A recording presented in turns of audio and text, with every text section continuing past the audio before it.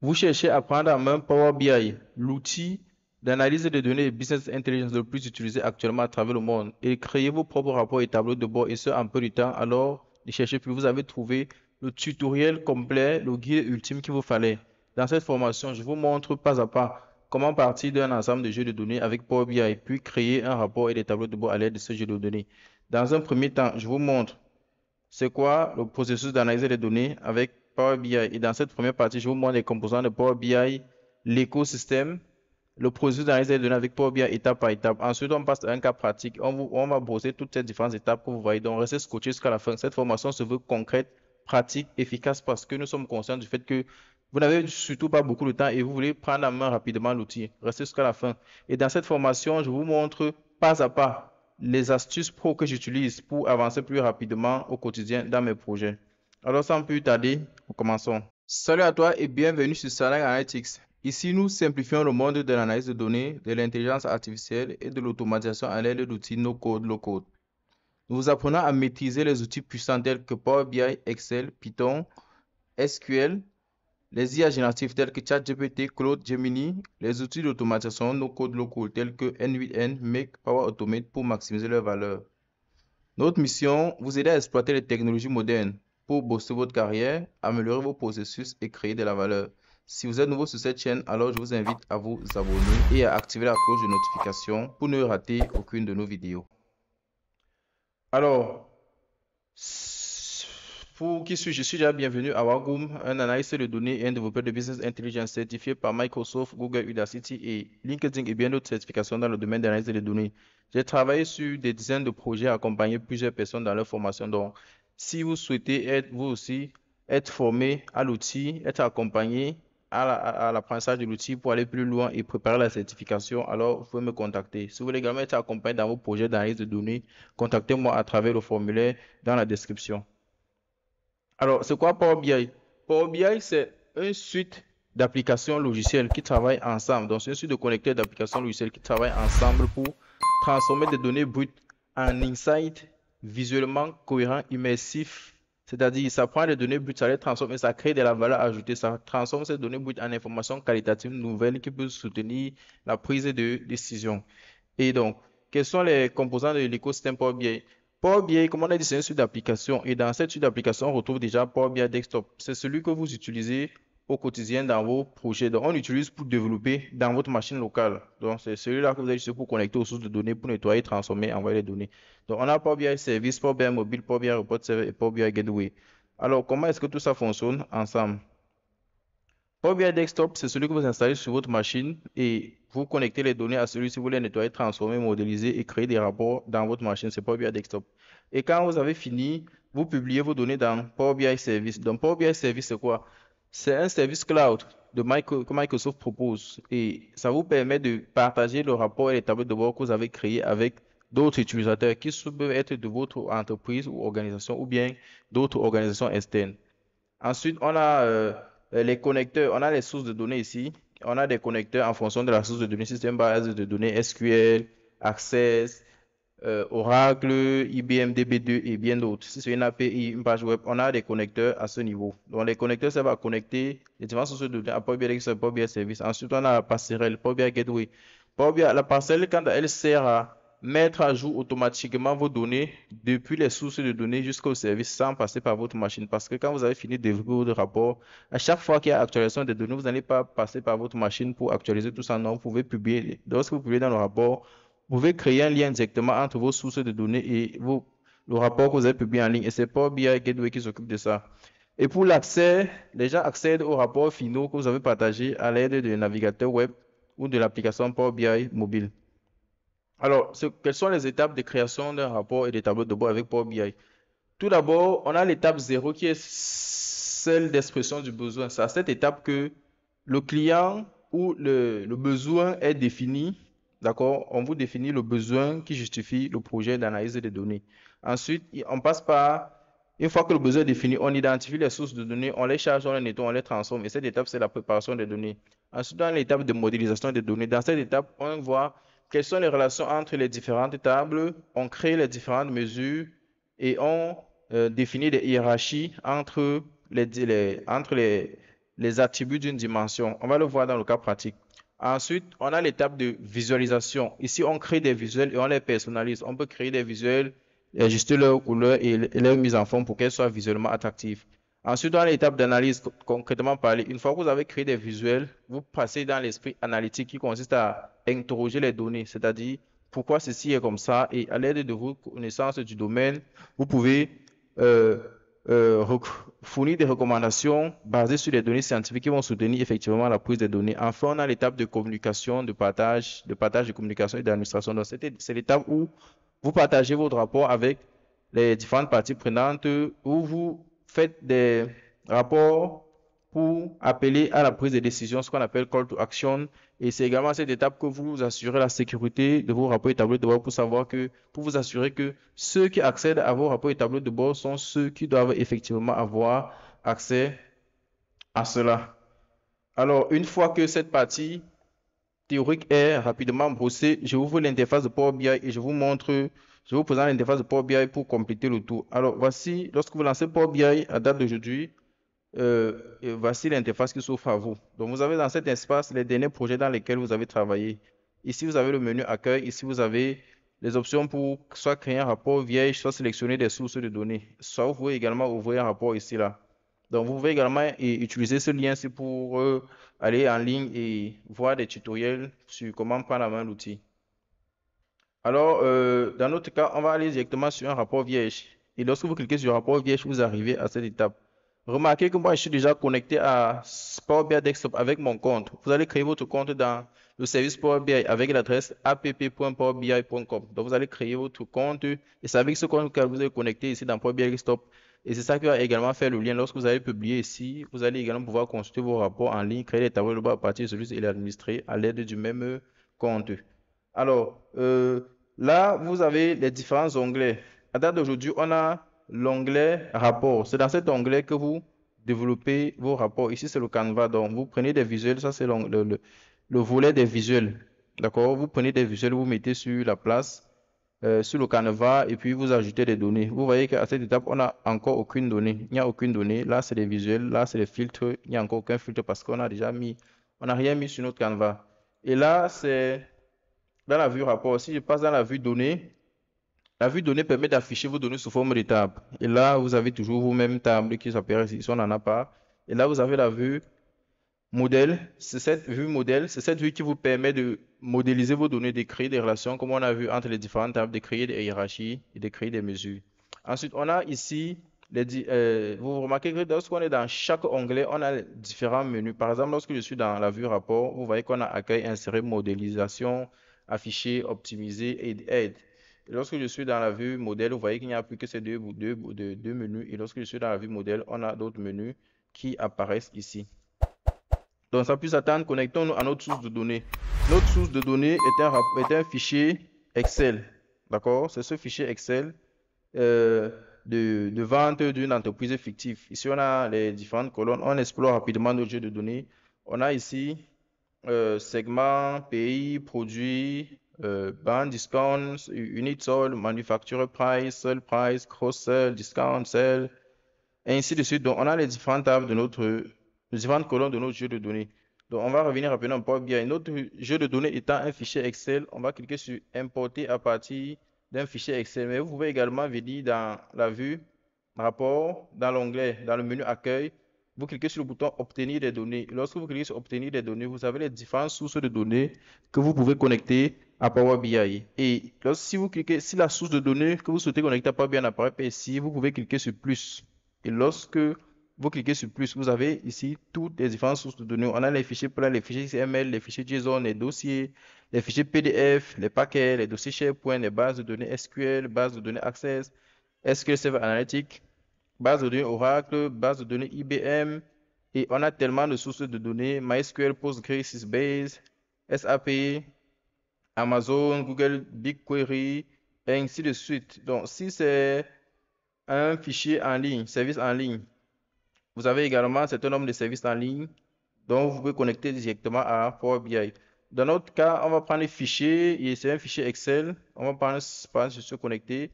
Et là, on va explorer notre jeu de données. C'est dans Finance. on va utiliser l'explorateur de fichiers pour retrouver notre jeu de données. Et là, on clique, on sélectionne notre jeu de données, on clique sur Ouvrir. Alors, qu'est-ce qui va se passer?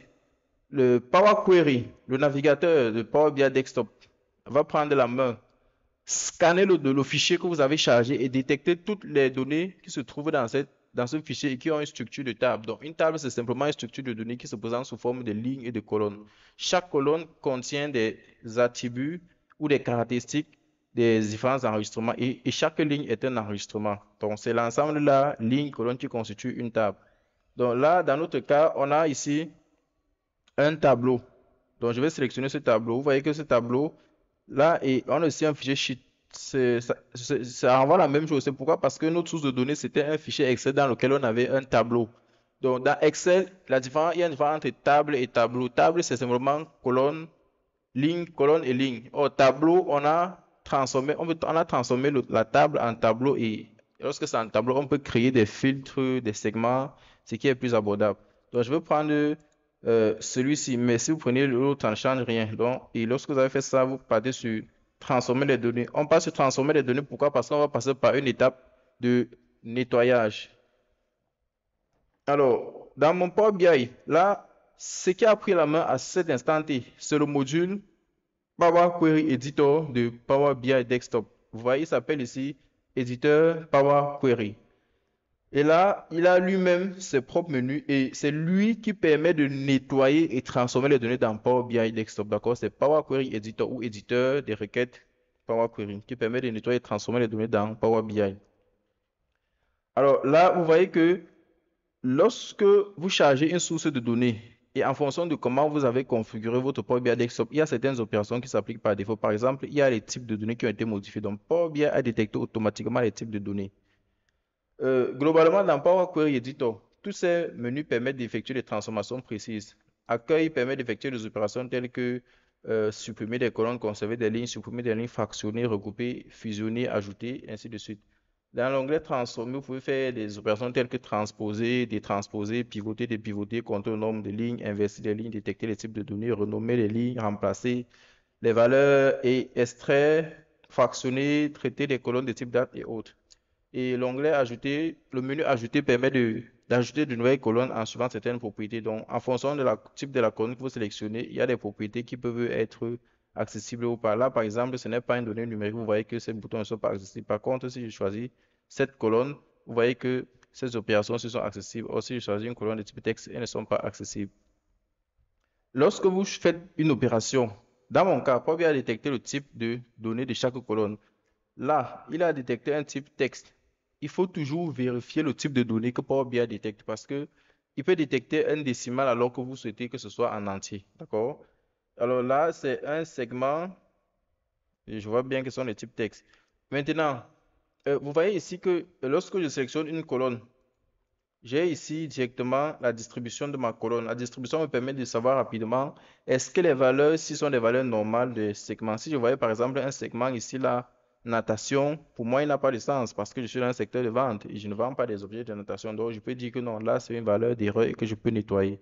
Donc, pour activer en fait cette distribution de valeurs et là, ici, vous avez également le profil de la colonne. On vous dit qu'il y a 100% de la colonne est valide. Il y a 0 erreur, 0 vide. Donc ça vous permet rapidement d'explorer chaque colonne, de voir s'il y a des valeurs qui manquent dans certaines colonnes ou bien s'il y a des valeurs nulles dans certaines colonnes ou des valeurs d'erreur, d'accord, dans certaines parties. Donc pour activer ça, vous allez dans le menu affichage. Vous cliquez sur qualité de la colonne. Vous allez voir que pour ça coché chez moi, si je décoche, ça ne me met plus la qualité de ma colonne, donc je vais cocher. Il y a affiché ici la distribution de la colonne. La distribution de la colonne, c'est ça qui est là. Et puis, la distribution te montre le nombre de valeurs distinctes, les valeurs qui apparaissent le plus et autres.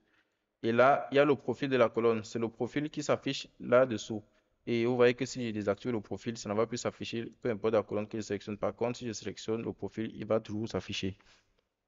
Alors, cela étant dit, on va juste explorer notre jeu de données et voir s'il y a des valeurs d'erreur. Donc, je constate par exemple que dans mon jeu de données, les colonnes sont en anglais. Or, moi, je suis en train de traiter mon rapport en français et c'est un problème que vous allez rencontrer tout le temps. Dans les différentes sources de données, les données sont encodées. Par exemple, ici, c'est même explicite écrit segment. Ça pourrait être par exemple SEG, quand c'est C-tree. Donc, après, on va vous donner un dictionnaire des données qui va vous donner la signification de chaque table, de chaque colonne dans chaque table. Donc, par contre, en Business Intelligence, une colonne doit être claire et non ambiguë, d'accord? Donc, je vais directement renommer ça segment, c'est déjà bon compte. Je vais renommer ça pays. Product, je vais renommer ça produit. Produit. Discount bound, c'est-à-dire la bande de remise. Donc, en fait, plus globalement, on a préparé pour vous un fichier dans lequel vous avez la traduction de chaque colonne, d'accord? Donc, vous allez renommer simplement, et pour renommer une colonne, vous double-cliquez sur la colonne Unit Sold.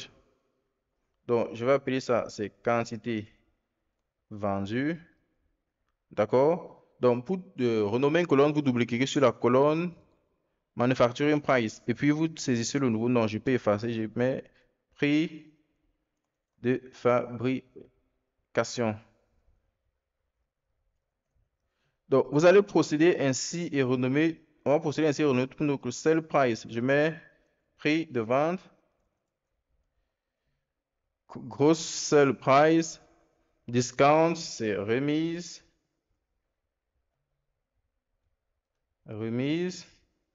sell, vente,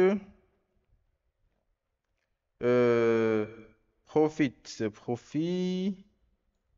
C'est toujours lui en français, ça se prononce différemment. Date, ça reste date. Month number, je vais mettre numéro, mois. Month name, je vais mettre mois. Et là, je vais mettre year, je vais mettre année. Bon, j'ai renommé juste les colonnes essentielles. Après, CGO, c'est quoi? CGO, c'est coût des marchandises vendues. Je copie là, je mets ici dans CGO, je mets coût des marchandises vendues. Gross sell, c'est vente brute. Vente brute. Là, je crois, est-ce qu'on a tout renommé? On a discount band, c'est bande de remise. En fait, les remises sont catégorisées dans notre jeu de données. Donc, je vais mettre bande ou tranche de remise. Et là, je crois qu'on a tout renommé. Donc, on a renommé nos jeux de données. On explore rapidement. On voit en fait que lorsqu'on observe la colonne quantité vendue, on se rend compte qu'il y a des quantités vendues qui sont avec des virgules. Donc, si par exemple, c'est quelque chose qui est vendu au kilogramme, ça a du sens de dire que oui, il y a des quantités vendues avec virgule. Mais si ce n'est pas vendu au kilogramme, alors ça n'a pas de sens. Donc, vous pouvez transformer cette colonne en colonne de type entier. Donc, dans notre cas, moi, je vais laisser ainsi, d'accord? Mais j'attire votre attention sur le fait que on peut avoir une quantité vendue qui a de la virgule si le produit est vendu au kilogramme. Et puis, il y a d'autres qui ne sont pas vendus au kilogramme, la quantité vendue est entière. Mais si tout ça se retrouve dans une seule table, alors le type décimal va dominer parce qu'il peut permettre de contenir le type entier. Je vérifie prix de fabrication, c'est bon. C'est le type décimal aussi. Le prix de vente, il est décimal. Et OK. Vente brute. OK. Vente brute est le type entier. OK. Pour voir le type, vous sélectionnez juste le nombre décimal. OK. Là, c'est bon. Avec le nettoyage des données, je vais cliquer sur Appliquer. Et là, j'ai fini avec l'étape de nettoyage et de transformation des données. Sachez que cette étape peut durer plus ou moins en fonction du jeu de données que vous avez en face de vous et des erreurs qu'il y a dans ce jeu de données. Alors, une fois qu'on a fini l'étape de nettoyage et de transformation, on passe à l'étape de modélisation. On passe dans la vue modèle. On a une seule table qui s'appelle Financial. Donc, je vais renommer ma table en table vente. D'accord? Je vais renommer ça en table vente. Ensuite, pour modéliser, il y a quelque chose. Si on passe dans la vue modèle, il y a quelque chose que vous devez remarquer. Si on passe dans la vue modèle et que l'on regarde les dates de vente, vous allez voir que on a utilisé la barre de défilement pour aller à gauche, à droite et voir les colonnes qui se trouvent à droite. Donc, vous allez voir que les dates de vente ne sont pas contiguës. On a ici Trion, par exemple. Trion, même pas date tricroissant. On a le 1er septembre. Ensuite, on passe directement en octobre, novembre. Donc, vous voyez que les dates de vente ne sont pas contiguës. Oh, ce n'est pas bon. Lorsqu'on fait l'analyse, on a besoin d'avoir des dates continues afin de pouvoir identifier les périodes creuses. Donc là, par exemple, j'ai du 1er septembre. Après, je passe directement au 1er octobre, ce qui n'est pas bon. Au moins, je dois créer une table date qui a toutes les dates continues. Donc, 1er septembre, 2 septembre, 3 septembre, ainsi de suite. Parce qu'en affichant ça sur un visuel, ça va permettre de voir si les ventes ont été effectuées tous les jours du mois et quels jours du mois n'ont pas eu de vente. Et ça va me permettre de savoir, d'interroger davantage pourquoi est-ce qu'il n'y a pas eu de vente dans ces journées-ci. Est-ce que les magasins étaient ouverts? Est-ce que c'était fermé? Quel est le problème? Donc, ça va pousser à l'investigation et à la prise de décision. Alors, c'est pour ça qu'on va créer une table date. Et c'est quelque chose que vous devez toujours faire dans vos rapports Power BI. Il faut créer toujours une table date séparée parce que les dates qui se trouvent dans d'autres tables sont les dates dans lesquelles il y a eu des opérations. Or, s'il n'y a pas eu d'opération, vous n'allez pas voir. Donc, pour revenir à la vue, à Power Query Editor, je viens dans Accueil, je clique sur Transformer les données. Et je renomme déjà cette table Vente. Je relance cette table vente, je crée une table date. Pour créer la table date, je fais un clic droit dans le vide au niveau des requêtes. Je fais un clic droit ici, je passe sur Nouvelle requête et prends Nouvelle requête vide. Et puis, je valide. Alors, il y a un code que j'ai préparé exprès pour vous. Donc, vous allez simplement copier ce code et vous allez le coller. Donc, je sélectionne mon code. Je le copie. Je vais faire un clic droit sur ma requête 1 que j'ai créée. Donc, je vais d'abord renommer ça date. Donc, c'est ma table date. Ensuite, je fais un clic droit dessus. Je passe sur éditeur avancé. L'éditeur avancé permet d'afficher le code M qui a permis de créer la table et d'effectuer les transformations sur cette table. Donc, je vais effacer et puis je colle le code. Je remonte ici haut. Je vais mettre à partir du start des dates de début. Je vais mettre 2013, 1er janvier 2013 et la date de fin, je vais mettre. Je copie ça et je colle. Je vais mettre le 31 décembre 2014. Et puis, c'est bon. Pourquoi est-ce que je mets cette... Donc, en fait, je mets date de début et date de fin. Donc, vous pouvez lire ce code rapidement pour le comprendre. Et ce que je fais, c'est que on a un tutoriel court. Pour voir tout ça en détail, on a créé une formation plus complète de 4h30. On vous a mis on a mis cette formation à votre disposition gratuitement. Donc, pour y accéder et suivre ça plus en détail, vous pouvez cliquer sur le lien en description de cette vidéo ou bien cliquer sur la vidéo qui s'affiche. Mais pour l'instant, on ne va pas expliquer ici. Vous pouvez suivre ligne par ligne, d'accord? Et puis, on va simplement valider ici. Donc, je partage également ce code avec vous. Mais sachez que vous pouvez créer cette date à partir de zéro à l'aide d'interface graphique. Là, je valide et puis vous voyez que ça m'a créé une table date qui a les dates contiguës. J'ai le 1er janvier, j'ai le 2 janvier, le 3 janvier, le 4 janvier, le 5 janvier, le 6 janvier, ainsi de suite. Donc, j'ai toutes les dates entre le 1er janvier 2013 et le 31 décembre 2014. Ça fait 730 lignes. Et j'ai date au format entier. Cette colonne permet en fait de comprimer la date et de créer des relations avec d'autres tables. Et puis, j'ai l'année également. J'ai le mois, j'ai mois, année, j'ai mois, année, à ce format également. J'ai le numéro du mois, le nom du mois, je vais renommer simplement pour mettre mois. Et j'ai le mois au format court, j'ai le mois par défaut, également au format long. J'ai le début du mois, la fin du mois. Donc, j'ai plusieurs colonnes et dans votre cas, vous pouvez utiliser le curseur de la souris pour explorer les différentes colonnes. D'accord? Et puis cette colonne, on a le jour ici, le jour de la semaine, le jour au format court, le numéro du jour dans le mois, est-ce qu'on est le premier, le 2, le 3, le numéro de la semaine, numéro du jour dans l'année. Et tous ces indicateurs sont utiles lorsque vous voulez créer un rapport avec Power BI, d'accord? Ça vous permet de savoir quel est le jour de l'année où il y a le plus de ventes, où il y a le moins de ventes, et ainsi de suite. Je vais simplement appliquer mes transformations. Je clique sur fermer et appliquer à ce niveau. Lorsque j'ai cliqué sur fermer et appliquer, je reviens dans ma vue modèle. Alors, qu'est-ce qui va se passer? Je vais créer une relation entre la table date, entre la colonne date de la table date et la colonne date de la table vente. Je clique ici, je glisse et je mets ici, Ça me permet de créer une relation 1 à plusieurs entre la colonne date de la table date et la colonne date de la table vente. Pourquoi j'ai créé cette relation ainsi? Parce que ici, les dates sont uniques. Dans la table date, une date apparaît une seule fois. Or, dans la table vente, une journée une journée peut apparaître plusieurs fois. C'est-à-dire on peut effectuer plusieurs ventes au cours de la même date. C'est pour ça que j'ai créé une relation de un à plusieurs. Donc, dès que cela est fait, je m'en vais dans ma vue rapport. Je vais créer rapidement quelques mesures. La quantité vendue. Je vais créer rapidement le profit, le chiffre d'affaires. D'accord? Je crée quelques mesures. Bon, moi, habituellement, ce que je fais, c'est que je crée une table vide.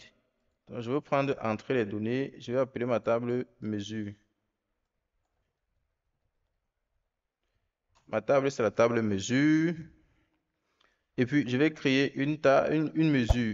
Les mesures se créent dans Power BI à l'aide du langage DAX. Je passe sur nouvelle mesure. La mesure s'appelle, je vais appeler ça chiffre, chiffre d'affaires. Est égal, j'utilise la fonction calculate. Je vais faire la somme de ce qui se trouve dans la table vente. Je vais faire vente. Qu'est-ce que je vais calculer? Hmm. Prix de vente, prix de fabrication. Et puis, j'ai la table vente ici. Et puis, je ferme ma colonne et puis je valide. Je ferme également ma fonction et puis je valide. En fait, pour calculer mon chiffre d'affaires, je somme simplement les ventes de ma table vente. Pourquoi? Parce que figurez-vous, si je m'en vais dans ma table vente, on avait ici le prix de vente, les ventes brutes, les remises. Ici, on avait la vente. Donc, ça, c'est la vente brute avant la remise. Ça veut dire que le chiffre d'affaires, en fait, se trouve dans la colonne vente. Ensuite, je vais créer une mesure pour voir le coût des marchandises, la quantité vendue. Je fais un clic droit dans ma table mesure. Je m'en vais sur nouvelle mesure. Je vais appeler ça quantité vendue égale. Je paie ma fonction calculate. J'utilise la fonction somme. Je m'en vais dans ma table vente. Et je prends quantité vendue. Je ferme la parenthèse. Je ferme la parenthèse et je valide. Donc là, j'ai la quantité vendue. Je vais également créer une mesure pour voir euh, le profit. D'accord? Combien est-ce que j'ai gagné? Je vais cliquer sur nouvelle mesure. Je m'en vais sur, je vais appeler ça marge est égal calculate. Je vais faire la somme. Je vais faire la somme de quoi? Je m'en vais dans la table vente. Je cherche la colonne profit. Je ferme ma parenthèse. Je ferme ma parenthèse. D'accord. Ensuite, qu'est-ce que je vais faire? Je vais créer la colonne taux de marge. Alors, pour le taux de marge, j'aurai besoin de calculer le coût de revient des marchandises vendues. Donc, je vais d'abord créer une autre mesure.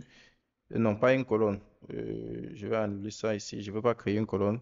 Je vais plutôt créer une mesure. Je fais un clic droit, nouvelle mesure. Hmm.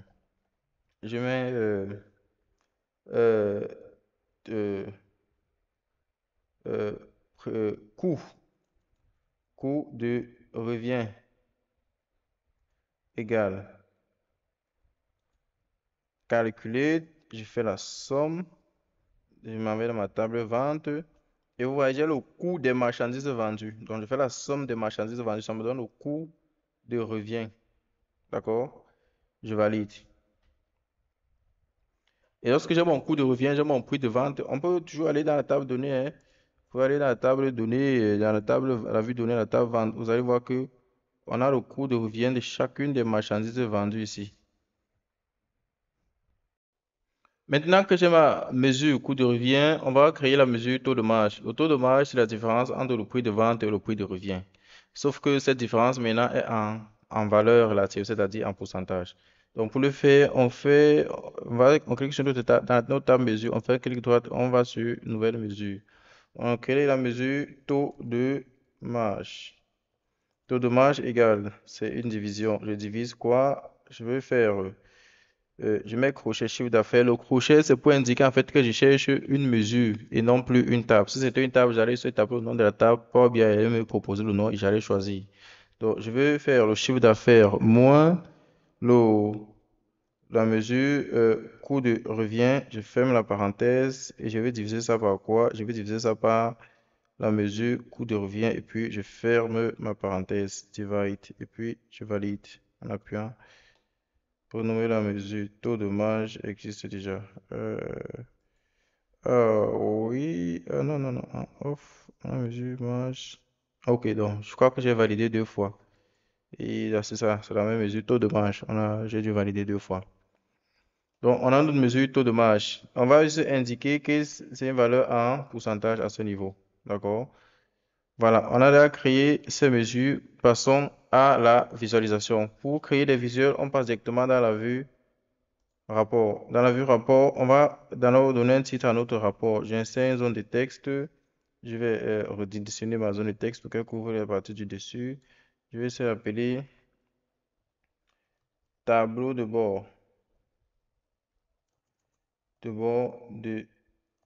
suivi et de pilotage des, des ventes. Je sélectionne mon texte. Donc, je fais la mise en forme comme vous le faites dans Word. Je mets en gras, je centre. La taille de police, je vais mettre 28. La couleur de police, je vais mettre ma couleur que j'aime bien pour les titres.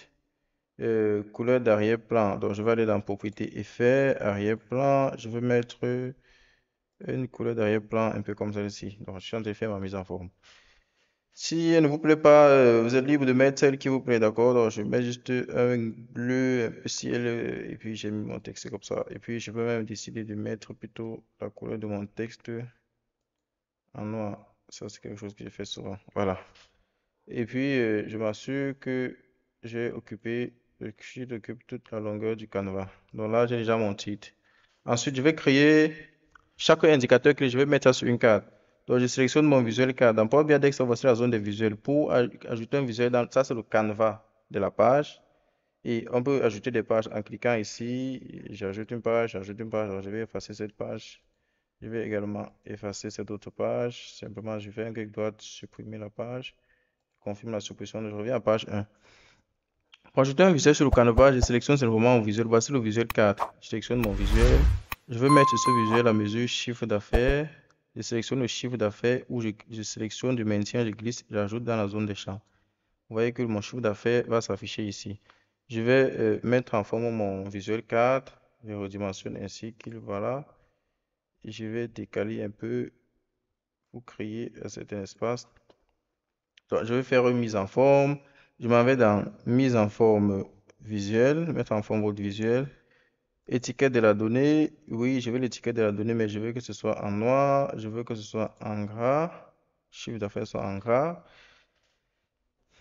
Je vais aller dans général, effet. Je veux que ajouter un bordure visuel. Je vais la bordure soit arrondie de 10 degrés. D'accord, je vais me bordure visuel de couleur noire, je vais qu'elle soit arrondie de 10 degrés. Donc là, j'ai déjà un peu quelque chose qui est un peu plus joli. Je décale un peu pour créer un espace entre ça et le titre. Je décale également vers la droite pour créer un espace entre là et le titre. Et puis, j'ai mon premier visuel. Je vais le copier, je colle 4 fois parce que j'ai le chiffre d'affaires, la quantité vendue, le taux de marge, la marge. D'accord? C'est quelle mesure ça? Ah non, c'est la table de mesure. J'ai la colonne, je vais effacer. Cette colonne n'a rien, j'efface du modèle. Alors, le chiffre d'affaires, là, j'ai dupliqué, je m'assure qu'il est bien aligné avec l'autre. Je vais simplement supprimer le chiffre d'affaires ici. Je vais prendre quantité vendue, je mets ici. Et je copie, je colle. Là, cette technique de copier-coller un visuel vous permet de gagner en temps parce qu'on l'a mis en forme une seule fois. Donc, j'ai mis en forme ici, je copie, je colle la mise en forme que j'ai faite sur le visuel de départ, c'est-à-dire le tout premier, elle se replique sur les autres visuels. J'efface, ça c'est le taux de marge. Ça, c'est très bien. Je copie, je colle, je glisse là. Là, maintenant, je vais mettre la marge en valeur. J'efface ici, je clique sur ma marge, j'ajoute ici, j'ai la marge en valeur. Je copie, je colle. On va ajouter un dernier visuel qui correspond.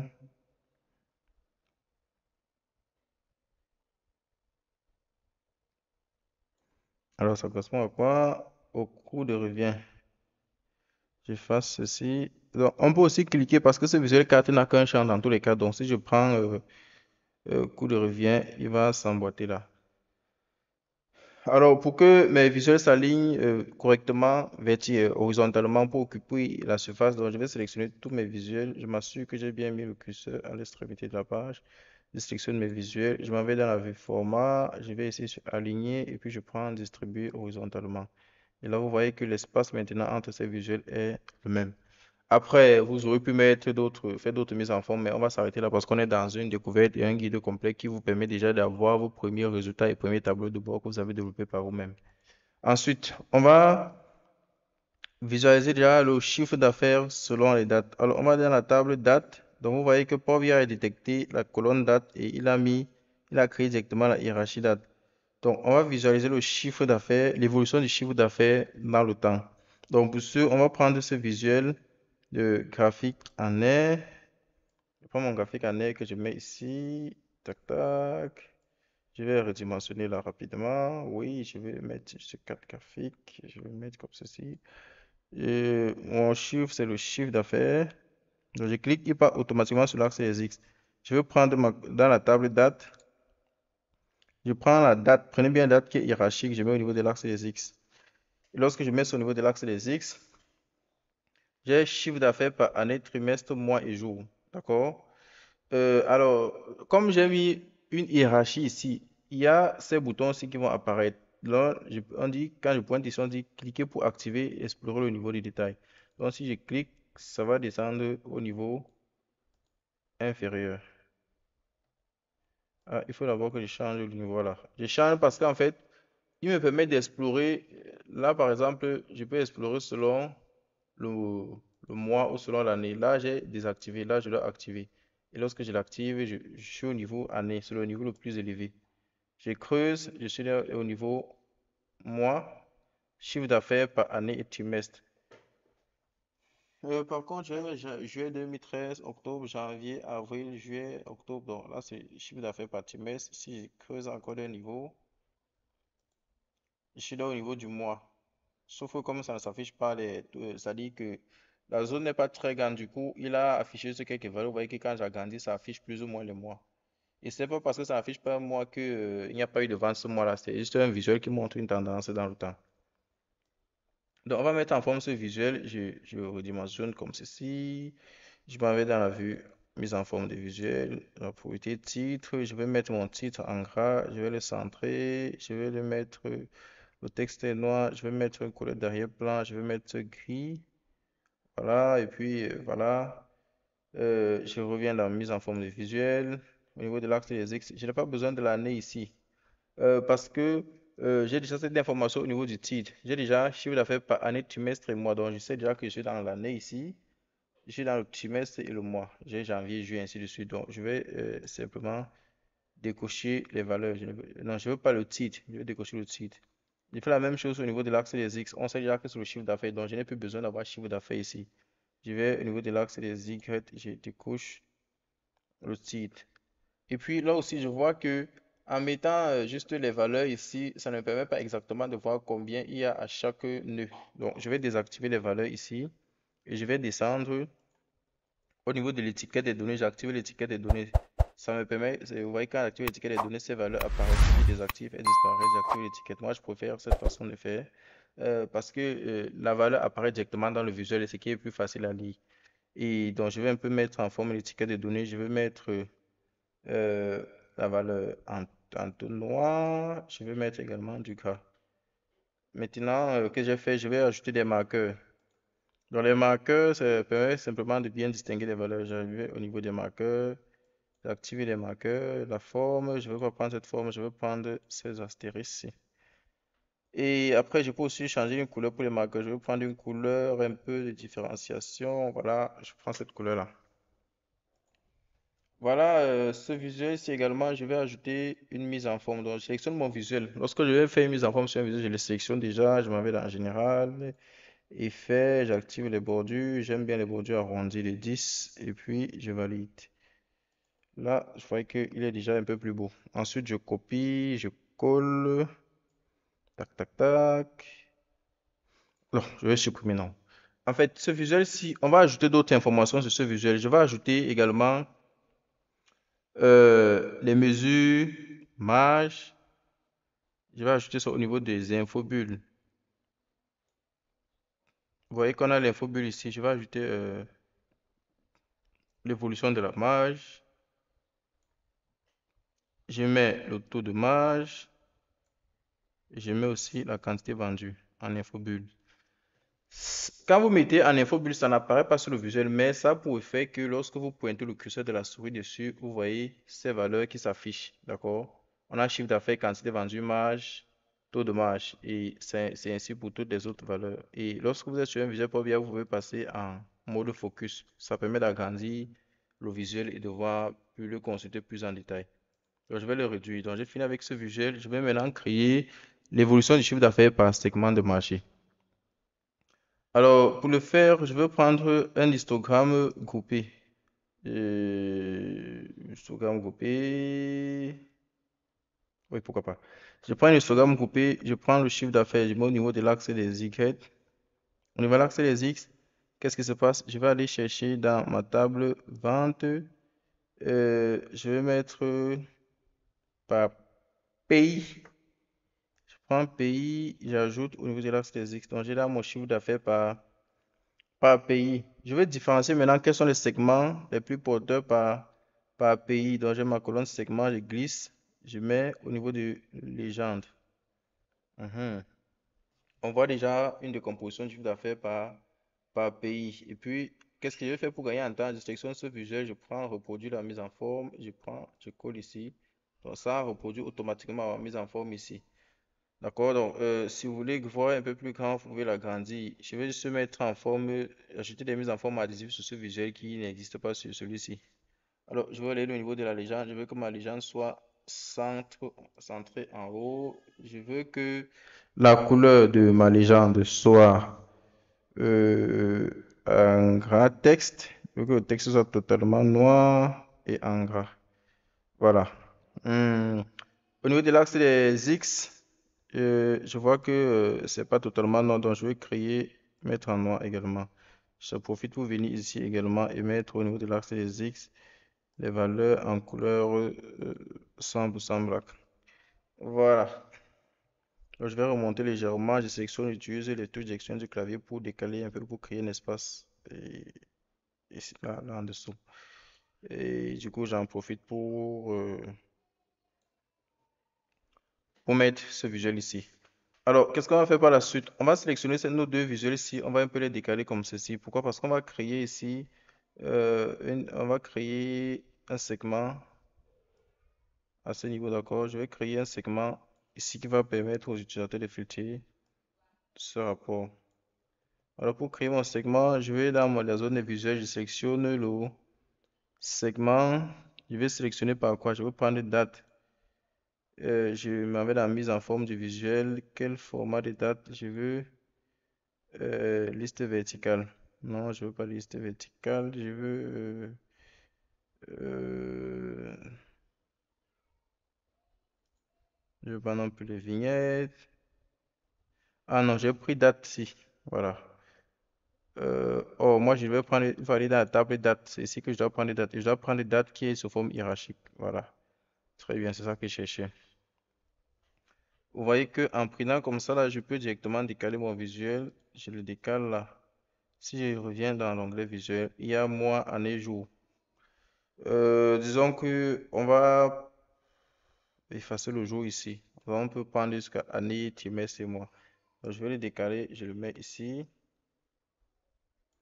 Je décale également, je le mets là comme ceci. Donc, je vais encore décaler. Je vais encore décaler avec ces deux-ci. Je décale simplement. Je prends ce visuel. Mois, trimestre, je peux encore décaler d'un niveau. J'ai mois, très bien. Je crois que là, c'est déjà bon. On va dans la mise en forme, valeur, c'est en noir. Je vais mettre juste un peu en gras, que ce soit plus lisible. Et puis voilà. Et puis, je peux devenir également à Q3, je détache. Ça me permet de décaler vers le bas jusqu'ici. Là, c'est bon. Je vais ajouter une bordure. Je vais dans Général, Effet, Bordure. Je ne veux pas mettre d'ombre cette fois-ci. D'accord, je ne veux pas mettre d'ombre. Là, au niveau du titre, je vais mettre également un peu en tête. Je vais mettre quand même en tête en gras. Donc, j'ai le segment ici qui me permet de filtrer. Là, vous voyez que quand je filtre, il n'y a pas de valeur. Là, j'ai filtré quelle année? février 2000. Je vois qu'il n'y a que février 2014 qui est sélectionné. Je vais à 2014. Je vois qu'il y a janvier, février. Je lâche. Après, je peux effacer tous les filtres.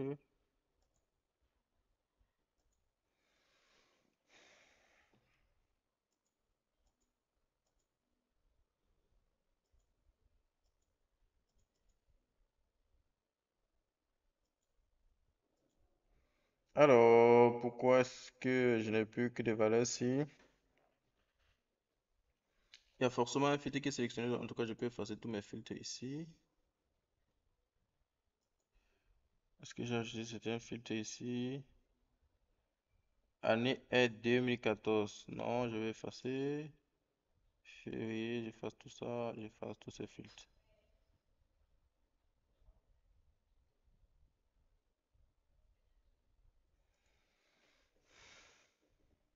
Alors, pourquoi est-ce que ça En fait, les valeurs qui ont pris, voilà. Il y a des filtres qui étaient sélectionnés. Donc, une fois que j'ai mis ce segment ici, je décale simplement là. Je décale ici. Je vais ajouter d'autres visuels. Je vais décaler également pour gagner de l'espace. Voilà, je vais ajouter d'autres visuels ici. J'ai déjà, en fait, ce visuel me donne un condensé parce que j'ai là mon chiffre d'affaires, l'évolution de mes indicateurs dans le temps et j'ai aussi le chiffre d'affaires dans le temps. J'ai le chiffre d'affaires par segment et par marché, d'accord? Donc, je vais juste faire une répartition ici pour voir. Je vais ajouter un diagramme circulaire pour voir quels sont les segments de marché plus importants. Donc, j'ajoute déjà l'indicateur sur le chiffre d'affaires ou bien je vais mettre la marge pour dire quels sont les segments de marché qui rapportent le plus d'argent à l'entreprise. D'accord? Je fais mes dates, je vais au niveau de vente. Non, je vais au niveau de vente, je prends segment, je mets au niveau de légende. Et puis, je vais agrandir ce visuel comme ceci. Voilà. On voit directement que le segment de marché le plus important pour cette entreprise, c'est le segment gouvernement. Donc, cette entreprise n'a pas intérêt à blaguer avec le gouvernement. Sinon, ils ne vont plus du tout gagner de l'argent. Parce que vous voyez que le gouvernement les rapporte 65% de leur marge. Donc, vous voyez qu'ils n'ont pas intérêt à s'amuser avec le gouvernement. Je vais ajouter un dernier visuel ici qui nous permet de voir quel indicateur, on met lequel. On a mis le segment, le pays, par celui-ci aussi ne permet pas trop de voir. On va voir les taux produits. Voilà, je vais mettre les produits ici. Il n'y en a que 5 produits. Je vais mettre les indicateurs par pays, par produit, chiffre d'affaires, quantité vendue, taux de marge, marge. D'accord? Et là, j'ai également. Je vais décaler un peu pour accorder un peu plus d'espace à celui-ci. Voilà, on décale un peu. Décaler un peu la chair, monsieur, s'il vous plaît. Et je vais diminuer un peu sa largeur. Par conséquent, j'aligne celui-ci en conséquence. Et là, je décale ici comme ça. Là, j'aligne ici. Là, j'ai les produits. Donc, je vais mettre en forme ce que j'aimerais dans mise en forme, présélection. Je peux juste ligne voyante avec en tête et truc en bas. Là, c'est bon. Ça me permet de voir et puis je peux augmenter celui-ci. Là, c'est bon. Et puis, on va se laisser ce comme ceci. Je vais ajouter une bordure ici. Mise en forme générale, effet, bordure. J'active la bordure visuelle, mais je ne veux pas mettre de bordure arrondie. Après, je peux toujours mettre une bordure arrondie si je veux. Je vais l'essayer, je vais pas mettre un bordure arrondi. Donc là, on vient de créer un tableau de un rapport. Parce que je n'avais pas encore enregistré, waouh, je n'avais pas remarqué. Pour enregistrer, vous choisissez l'emplacement dans lequel vous souhaitez l'enregistrer. Je vais l'enregistrer dans le dossier Power BI Desktop. Sur cet appareil, Power BI Desktop. Je vais mettre tutoriel, je donne un nom en fait. Power BI guide complet. Et puis, j'efface et puis j'enregistre. Donc là, j'ai fini avec mon rapport. Pour qu'il devienne tableau de bord, je dois le publier dans l'espace Power BI. Pour publier, je viens simplement sur le bouton publier. Je clique ici, enregistrer. Et là, je choisis l'espace de travail. Je n'ai qu'un seul espace de travail pour le moment dans Power BI Service. Et là, Power BI, il est en train de charger le rapport que je viens de développer en ligne. Une fois en ligne, vous avez le lien pour ouvrir directement votre rapport dans Power BI ici. C'est ce que je vais faire. Après une période de chargement, vous avez bel et bien votre rapport dans Power BI. Vous voyez que là, j'ai accédé à travers le navigateur. Donc, si je viens, vous avez votre rapport ici. Si je viens dans mon espace de travail, donc, je peux filtrer juste ceux de 2013. Et là, j'ai les chiffres. Ils vont se mettre à jour automatiquement pour 2013. Je peux effacer 2013. Je reprends 2014. Ça me met à jour uniquement pour 2014. Je peux voir uniquement pour trimestre de 2013 et trimestre de 2004 2013, il n'y avait pas eu de vente. Ceux de 2014, il y en avait eu. Je peux voir trimestre 2, 3 et 4 de 2014. Là, j'ai le chiffre d'affaires. Donc, c'est un peu ça. Maintenant, pour le transformer en tableau de bord, donc vous voyez que si je m'en vais dans mon espace de travail, là, ça chargeait mon espace de travail. J'ai tableau de bord, formation pour B. Donc, ça, c'est un autre tableau de bord que j'avais fait. Donc, vous voyez que voici le tableau de bord qu'on vient de publier. Tutoriel Power BI et le guide complet. Et ce rapport s'accompagne d'un modèle sémantique. Donc, pour transformer ce tableau de bord en... Autant pour moi. Pour transformer ce rapport en tableau de bord, il faut effectuer des opérations. Donc, on va l'ouvrir. Là, j'ouvre mon rapport ici. Dès que je l'ai ouvert, il y a cette option signer. Je peux l'épingler. Je viens ici, point droit, épingler à un tableau de bord. Lequel tableau de bord? Est-ce qu'il existe déjà? J'ai un premier tableau de bord pilotage des ventes. J'ai déjà deux autres tableaux de bord. Donc, je vais créer un nouveau tableau de bord. Ceux-là, je les avais créés dans un autre projet, dans le cadre d'une autre formation. Le lien se trouve en description. Donc, je vais appeler ça suivi des ventes 2. Bon, après, il faut donner un nom contextuel. J'enregistre l'élément, d'accord? Maintenant, si je rentre dans mon espace de travail, vous voyez que en plus, j'ai suivi des ventes de, il est de type tableau de bord. Or, mon rapport, il est de type rapport, il est accompagné d'un modèle sémantique. Nous voici arrivés à la fin de cette vidéo et j'espère sincèrement qu'elle vous a aidé à progresser. N'oubliez pas, chaque petit pas compte. Si elle vous a aidé ou inspiré, prenez une seconde pour la liker. Cela nous aide à toucher encore plus de monde et à grandir. Si vous avez des questions, laissez-les en commentaire. Abonnez-vous à Sana Analytics et activez la cloche de notification afin de ne manquer aucune de nos prochaines aventures. Et surtout, partagez cette vidéo avec un ami ou un collègue. Vous pourriez lui envoyer ce dont il a exactement besoin pour passer au niveau supérieur. Merci d'être là et on se retrouve très bientôt sur Sana Analytics.